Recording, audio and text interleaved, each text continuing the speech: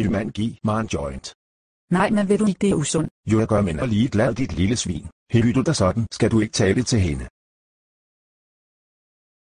Af for helvede. Hvad laver du? Det gør du ikke igen, hvis du har dit liv, kært. Hey, hvorfor er du sådan? Jeg tror, det hele startede, da jeg var lille, og min mor udsatte mig for passiv rygning, og på min 10 år fødselsdag gav hun mig en pakke smøger. Da jeg er ked af min ven, men kom med mig hjem, og så snakker vi om det. Må jeg komme med? Ja, selv. Her bor jeg så. Det er da yndigt. Men jeg skal hjem nu. Min mor er lige kørt galt, farvel.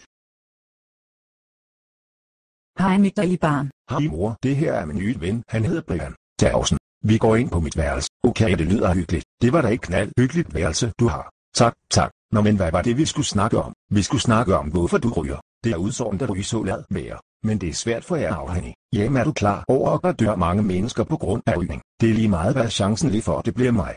Den er rigtig stor. Jeg gider ikke snakke om det her mere. Jamen, skal vi så ikke gå ud og se, hvor langt du kan løbe nu, hvor du er stor ryger? Okay, det kan vi vel godt.